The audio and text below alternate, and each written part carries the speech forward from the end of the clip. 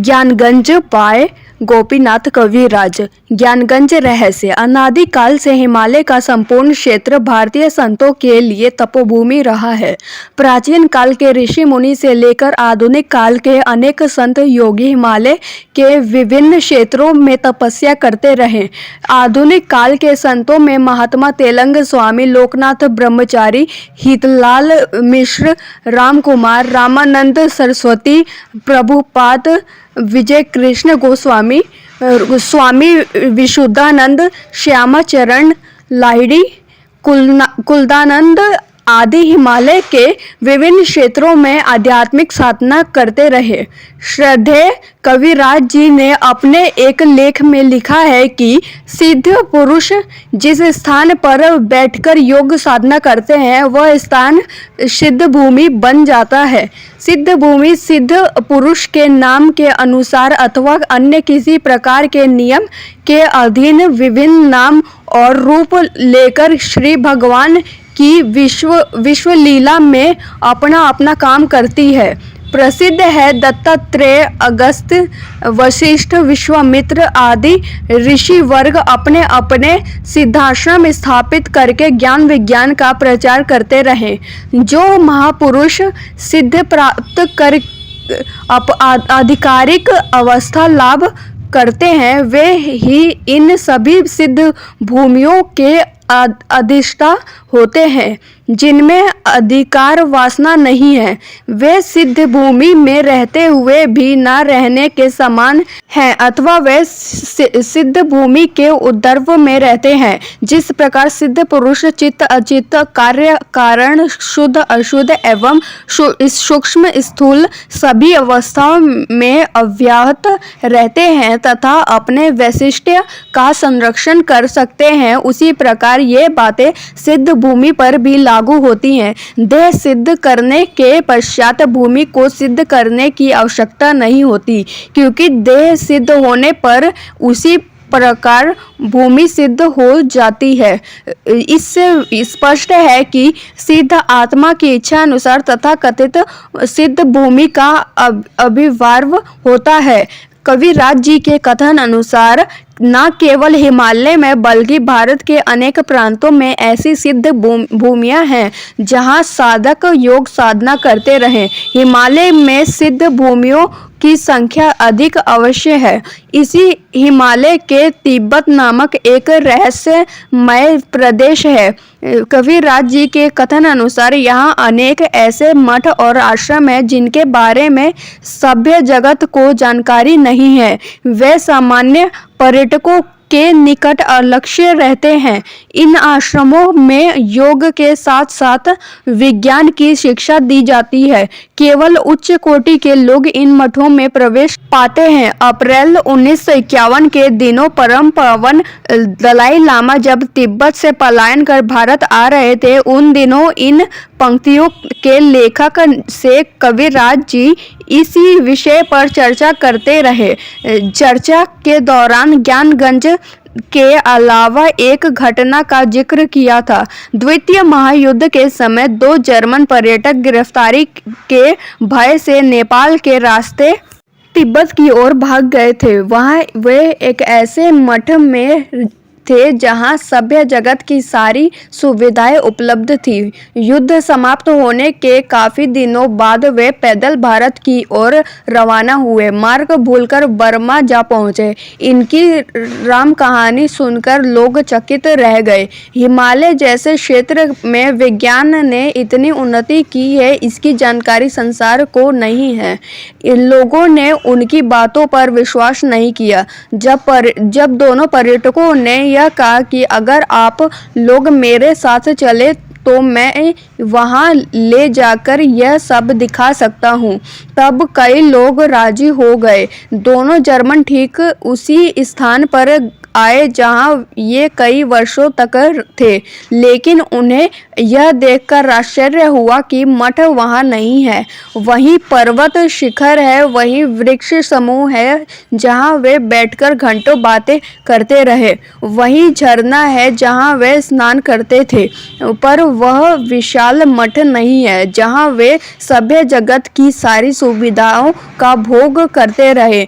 काफी दिनों बाद इस घटना का विवरण मैंने किसी पत्र या पत्रिका में पढ़ा था। कर्नल ओलकट के साथ इसी प्रकार की एक घटना बंबई में हुई थी, जिसका जिक्र उन्होंने अपनी पुस्तक ओल्ड डायरी लेवेस में किया है। कर्नल ओलकट थियोसॉफिस्ट संस्था की संस्थापिका मादाम ब्लॉकेट्स के साथ एक फिटन पर घूमने निकले थे। अचानक एक स्थान पर मादाम ब्लॉकेट्स ने गाड़ी रोकने की आज्ञा दी। कर्नल से उन्होंने कहा, आप गाड़ी पर इंतजार करें, मैं मठ से तुरंत आ रही हूँ। ओलकट ने देखा, सामने एक बड़ा मठ है। मादाम ब्लॉकेट्स मठ के फाटक के रास्ते से भीतर चली गई। थोड़ी देर बाद मालाएं लेकर बाहर निकली। एक माला उन्होंने कर्नल को दी। दूसरे दिन ओलकट घूमने के लिए अकेले निकल पड़े। कुछ दूर आने के बाद उन्होंने देखा कि कल का फिटन वाला कोचवाना चला रहा है। उससे ओलकट ने कहा, कल हमें जहाँ ले गए थे क्या वहाँ चल सकते हो? गाड़ीवान राजी हो गया। निश्चित स्थान पर आकर ओलकट ने देखा, वहाँ मठ नहीं था। सामने एक बाग है जहाँ दो माली घास खोद रहे थे। पास जाकर उन्होंने प्रश्न किया। भाषा ना समझ पाने के कारण मालियों ने कोई जवाब नहीं दिया। वापस लौटकर उन्होंने गाड़ीवान से पूछा, क्या कल तुम यहीं हमें लाए थे? आखिर वह मठ कहाँ गायब हो गया? गाड़ीवान ने कहा, यहाँ मठ कहाँ था? मैं इधर अक्सर गाड़ी लेकर आता हूँ।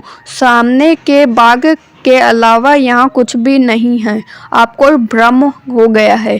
इसी प्रकार की एक घटना का जिक्र केदार नामक एक अद्भुत बालक ने कविराज जी से किया था। एक दिन शाम के पहले एक दिव्य पुरुष केदार के निकट आए और कहा कि कल अपराह में 4 बजे अमुक स्थान में आकर भेंट करना। आगंतुक एक महापुरुष का संदेशवाहक था।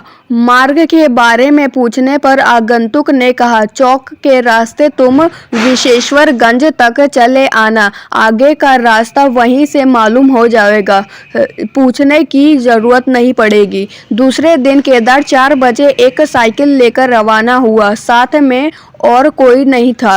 विश्वेश्वरगंज तक का रास्ता पकड़कर आया। यहाँ आने पर उसने देखा, सामने एक बड़ा मैदान है। इस मैदान को उसने कभी देखा नहीं था, किंतु इस वक्त उसने मन में यह बात उत्पन्न नहीं हुई थी। उसने देखा विश्वेश्वरगंज से एक रास्ता मैदान की ओर बीचों बीच गया है।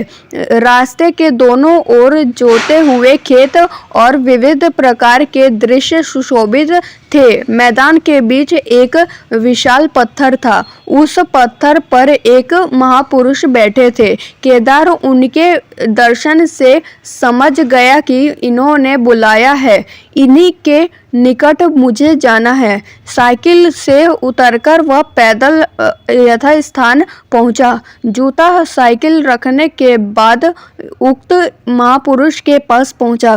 कुछ देर तक गोपनीय बात कहने के बाद महापुरुष ने कहा, केदार अब तुम अपने घर जाओ, तुम्हारे लिए तुम्हारी माँ चिंतित हो रही हैं। इतना कहकर उन्होंने सामने की ओर थोड़ा हाथ बढ़ा दिया। इस साथ ही साथ दूरत्व दूर हो गया। केदार के स्पष्ट रूप से अपना घर, माँ, बहन आदि को देखा। उनकी बातचीत सुनी। केदार ने पूछा कि इस वक्त हम लोग कहाँ हैं? महापुरुष ने कहा, इस वक्त हम ऐसे स्थान पर हैं जहाँ से विश्व का प्रत्येक स्थान अत्यंत सन्निकट दिखाई देता है। यह कहकर उन्होंने हाथ हिलाया और सारा दृश्य गायब हो गया। केदार ने महात्मा जी को प्रणाम किया और इसके बाद साइकिल उठाकर पहले वाले रास्ते पर चलने लगा। उसे विश्वास था कि इस मैदान को पार करते ही वह विश्वेश्वरगंज पहुंच जाएगा, किंतु ऐसा नहीं हुआ। रास्ता समाप्त होने के साथ ही उसने देखा कि वह इलाहाबाद रोड पर खड़ा है। पास ही संत कबीर का जन्म स्थल लहरतारा है और मठ है। विश्वेश्वरगंज से यह स्थान 3 मील दूर है। यह कैसे हुआ वह समझ ना सका। वह गया था पूर्व की ओर मगर लौटा पश्चिम की ओर। इस घटना का वर्णन केदार ने कविराज जी से दूसरे ही दिन किया था। इसके बाद केदार कई बार उक्त महापुरुष से मिला। मिलने का स्थान वही था पर लौटने का स्थान भिन्न भिन्न था। सिद्ध भूमि की यही विशेषता है कि वह सदा और सर्वत्र ही अपने रूप में स्थित रहती है। वह जागतिक विचार से लौकिक प्रतीत होने पर भी वास्तव में अत्यंत अलौकिक है। वह अखंड और अविभाज्य है। उसके अंश नहीं होते एवं सिद्ध पुरुष की इच्छा अनुसार अंश रूप में प्रतीत होने पर भी वह समय अखंड ही रहती है। यदि उस भूमि के अधिष्ठा पुरुष किसी को आकृष्ट करने की इच्छा करे अथवा दर्शन देने के लिए उत्सुक हो तो लौकिक जगत में जिस किसी स्थान से वह प्राप्त हो जाती है वह स्थूल नहीं है, सूक्ष्म भी नहीं है, जबकि एक साथ ही स्थूल और सूक्ष्म दोनों है। उपर्युक्त तीनों घटनाओं के विवरण और बाद में सिद्ध भूमि की व्याख्या देने का उद्देश्य यह है कि दोनों जर्मन पर्यटकों पर मठ के संतों ने कृपा की और उन्हें कई वर्षों तक रखा, उनका पालन पोषण किया, किंतु जब वे बर्मा से अन्य पर्यटकों को लेकर वापस आए तो उन सभी को दर्शन देने की इच्छा नहीं हुई। तब वे अलक्ष्य हो गए। यही स्थिति कर्नल अलकट के साथ हुई। केदार अलौकिक शक्ति लेकर पृथ्वी पर आया था। उसे मार्गदर्शन की आवश्यकता थी। महापुरुष उसे अपने पास बार बार इसलिए बुलाते रहे, परंतु वे यह नहीं चाहते थे कि केदार अपने साथ अन्य लोगों को लाए। यही कारण है कि वह हर बार वापस लौटते समय अपने को भिन्न स्थानों में पाता था। इस प्रकार ज्ञानगंज स्थूल भी है और सूक्ष्म भी है। इस पुस्तक के प्रथम अध्याय में कविराज जी ने ज्ञानगंज के बारे में विस्तार से स्थूल परिचय दिया है। अपने गुरुदेव की जीवनी में उन्होंने यह बताया है कि वर्धमान में रहते हुए उस समय जब कुत्ते ने उन्हें काटा तब परमहंस निमानंद ने उनकी जीवन रक्षा की। बाद में ढाका से उन्हें तथा उनके सहपाठी हरिपद को अपने साथ लेकर ज्ञानगंज ले आए थे।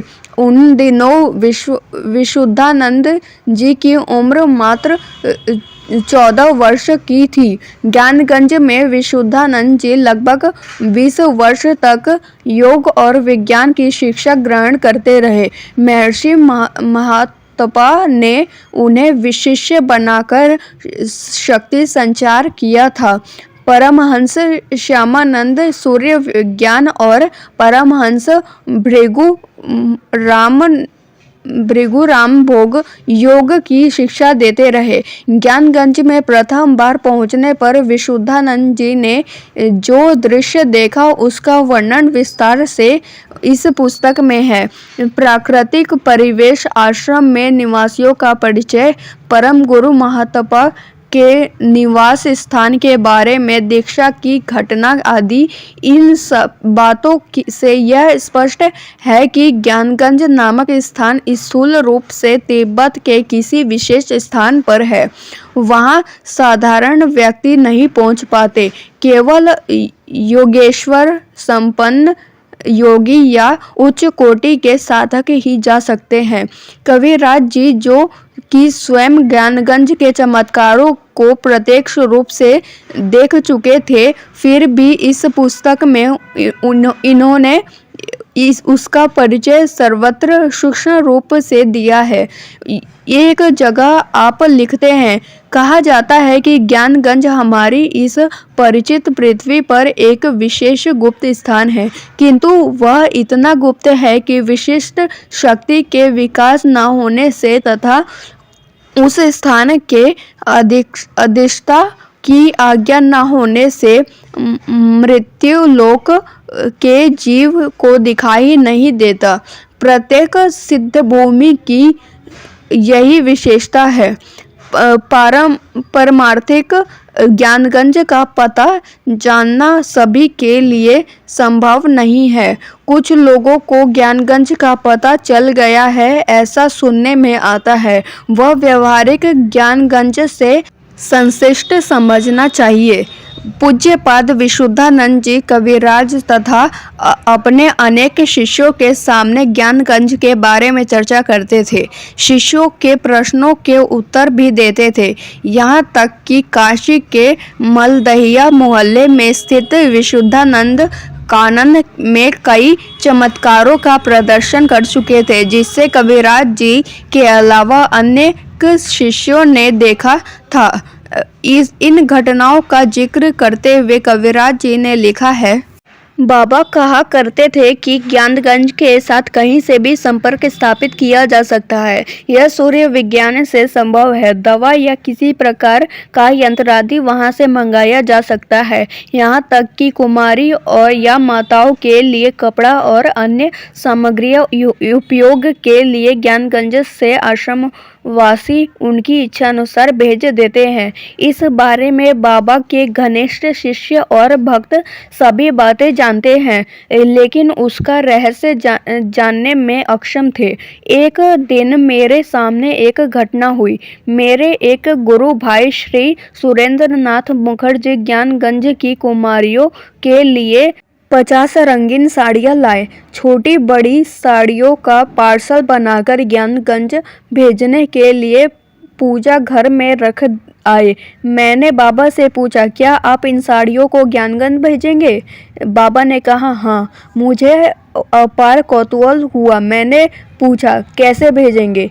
उन्होंने कहा, इसी रूप में भेज दूंगा, तुम लोग जरा बैठो, सब समझ पाओगे।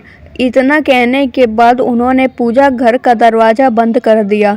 आधा घंटा बाद दरवाज़ा खुलने पर हम लोगों ने भीतर प्रवेश किया। उन्होंने कहा, देखो, कपड़ों के सभी बंडलों को ज्ञानगंज भेज दिया। हम लोगों ने आश्चर्य देखा। घर के भीतर कपड़ों के सभी बंडल गायब थे।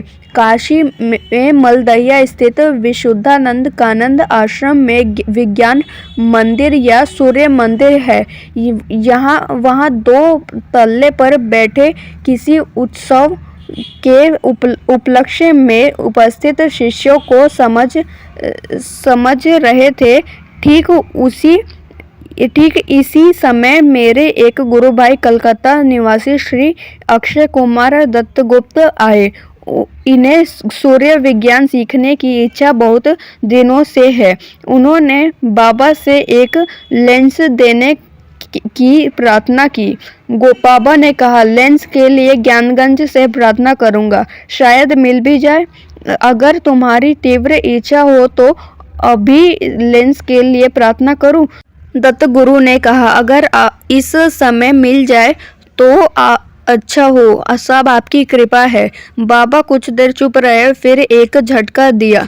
उनके हाथ में एक लेंस आ गया। उन्होंने कहा, तुमने यही लेंस मांगा था? कहकर उन्होंने लेंस दे दिया। सन 1962 ईस्वी में मलदहिया स्थित आश्रम में नवमुंडी माँ की प्रतिष्ठा हुई। इस नवमुंडी की सजावट की जिम्मेदारी कई भक्तों को दी गई थी। मेरे गुरु भाई डॉक्टर शोभाराम के जिम्मे सारी जिम्मेदारियां दे दी गई थी। फर्श पर बिछाने के लिए सिल्क की 4 चादरों की जिम्मेदारी मुझे दी गई थी, जिसकी कीमत 80 रुपये थी। डॉक्टर शोभाराम को 10-10 रुपये से 8 नोट देने के लिए मैं आश्रम में आ गया। उस समय तीसरा पैर था। कई गुरु भाई वहाँ बैठे थे। डॉक्टर शोभाराम भी थे। मेरी इच्छा हुई कि रुपयों का लिफाफा बाबा के हाथ में दे दूं। बाद में बाबा इस लिफाफे को डॉक्टर शोभाराम को दे देंगे। यह सोचकर मैंने लिफाफा बाबा को दिया।